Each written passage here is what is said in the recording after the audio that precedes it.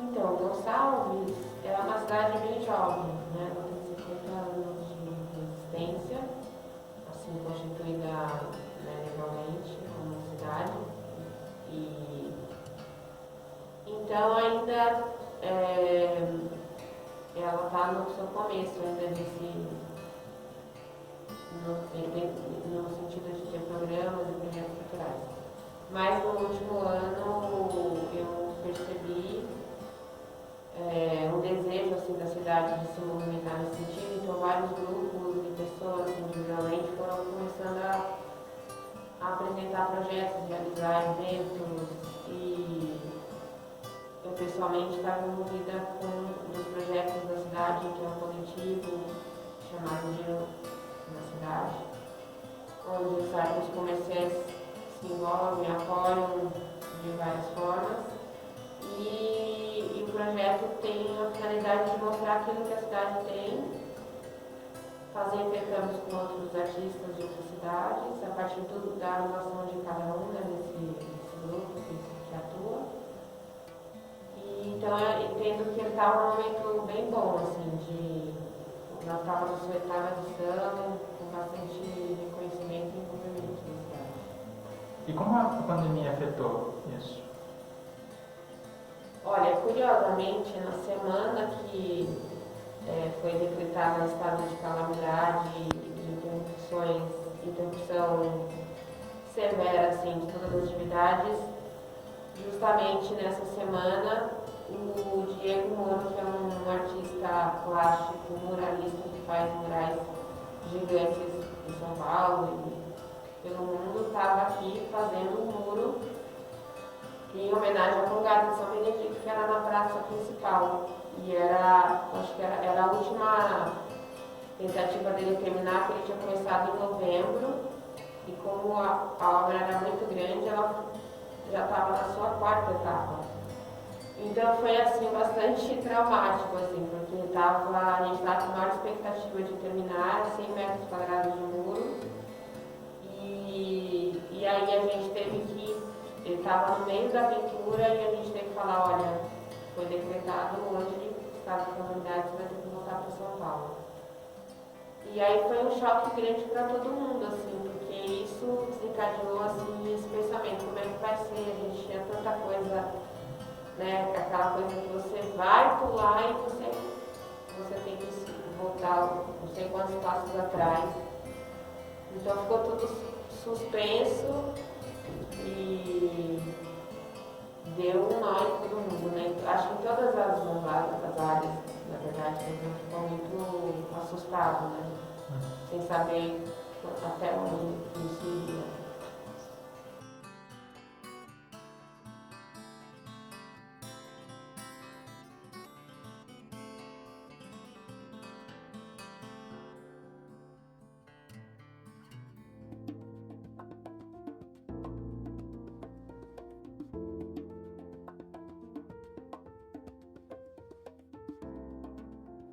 No início eu concordei bastante, que isso me surpreendeu bastante, a forma como firme e convicta de todas as medidas que eles tomaram, instalando barreiras 24 horas, fechando tudo e tentando proteger ao máximo a cidade e seus moradores, inclusive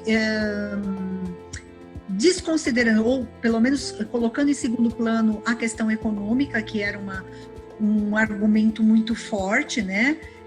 O turismo, fecharam para o turismo, inclusive as casas de aluguel, as pousadas.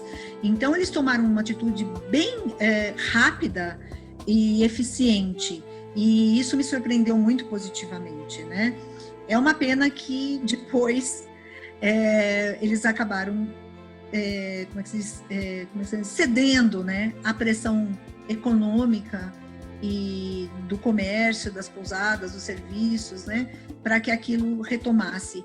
E infelizmente eles foram abrindo, e hoje nós estamos aí numa situação de todo dia aparecer casos, todo dia, né, e agora com confirmações. Então a gente era uma referência, Gonçalves era uma referência no país e em Minas, principalmente, né, de uma cidade com 0 Covid, e a gente saiu de 0 Covid para 6 casos confirmados, um óbito em investigação, em pouco mais do que de uma semana, 2 semanas, mais ou menos. As matérias que saíram nas grandes mídias, elas chegaram mais recentemente, mas antes já existia essa notícia lá fora, né? Os meus amigos e todo mundo se perguntava, e Gonçalves, quer dizer, era uma cidade muito frequentada turisticamente, muito... Então, essa notícia já estava circulando no meio, não era só, quer dizer, chegou na grande mídia porque já estava circulando, né, antes, e é óbvio, vai para o Fantástico, vai para a revista, vai para um monte de coisa, é óbvio. As pessoas, elas estão se sentindo seguras de vir para Gonçalves. Veja bem, se a pessoa, por exemplo, costumava ir para alguma outra cidade que está com um índice muito maior ou que já tem vários casos, ela vai pensar 2 vezes antes de ir. Quando ela ouve que Gonçalves tinha 0 Covid, eba! Então vamos para um lugar mais seguro, né? Mais seguro. Só que só estava seguro porque não estava vindo ninguém, né? Essa incoerência. No começo foi bastante radical, né? A cidade foi fechada em todos os seus acessos, com assim, a atuação tanto da prefeitura quanto da própria comunidade, da população local, né? Que se revezaram nas barreiras, não deixando mesmo que ninguém entrasse.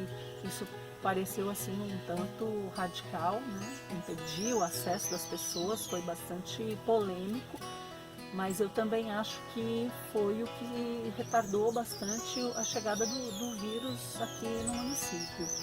Então, foram decisões que foram tomadas sem muito planejamento, porque foi uma coisa emergencial, né? Então, houve bastante críticas e tudo, mas eu acho que naquele momento foi o que foi necessário mesmo, né?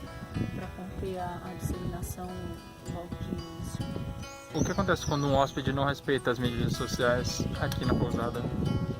Olha, em geral, o público que a gente recebe aqui, eles já chegam bastante conscientes. A gente não tem tido muito problema com relação a isso.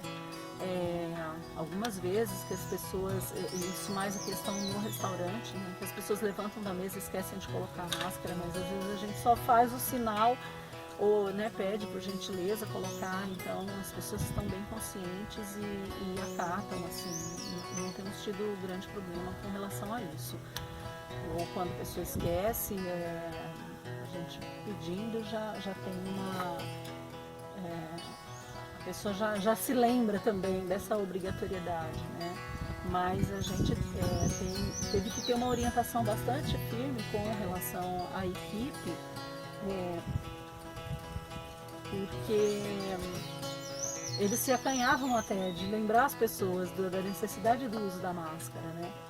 E, então, assim, a gente insistia em que também é o nosso papel educativo isso, né? Não é ofensa e não é incômodo para ninguém que você lembre a pessoa, peça por gentileza para que ela coloque a máscara. É para a proteção de todos nós, principalmente da equipe que está em contato com o público, né? Nós reduzimos o nosso número de mesas, nós estamos controlando o número de pessoas no salão, trabalhamos somente com reserva. A volta às atividades da pousada foi só com 50% dos chalés, nós temos 8, então eram só 4. E ainda assim procuramos revezar todos os horários de refeição para que as pessoas, né, não se encontrassem ou evitar esse encontro, né? O salão é bastante grande, tem como distanciar bem as mesas, é bastante arejado, mas a atenção é constante com todos os cuidados, né? De higiene, de asepsia das mesas a cada cliente que sai e de proteção da equipe. Então isso é um trabalho constante, é conversa constante com a equipe, reforço sempre e atenção com relação a isso, ao público que chega, de já na porta ser abordado, orientar para que higienize as mãos, álcool gel em todas as mesas e o uso da máscara sempre que se levantar da mesa. Você acha que Gonçalves fez certo com as medidas de isolamento? Cara, eu acho que ela atuou bem, atuou rápido, né? Comparada às cidades vizinhas aí. Eu lembro de que quando aqui estava tudo fechado já, sem aula e tudo mais, compara com a cidade aí de Conceição dos Ouros, que é 30 quilômetros daqui, tinha muito movimento, muita coisa aberta ainda. Então eu acho que ela atuou bem nessa restrição, né?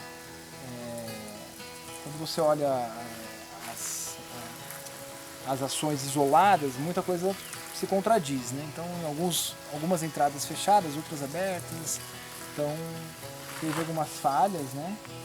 Mas a princípio as medidas eu acho que foram adequadas, tanto que retardou bem a chegada, né, do vírus na cidade. Mas agora, né, no último mês, parece que cedeu um pouco a pressão aí dos estabelecimentos e começou a reabrir muita coisa, né? É autorizado a reabrir muita coisa. Então a gente não sabe como é que vai ser aí as próximas semanas. Como você acha que vai ser o cenário pós-pandemia, quando ela acabar? Cara, eu não sei. Eu não sei exatamente como é que vai ficar. Eu acho que olhando agora, né, esses primeiros 6 meses e como é que as coisas estão voltando, eu acredito que não mude muita coisa, por conta de que, por exemplo, se sai uma vacina, eu acho que a vida volta ao normal.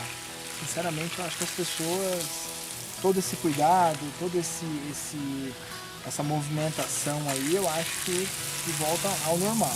Claro que quando você olha para determinados mercados, né,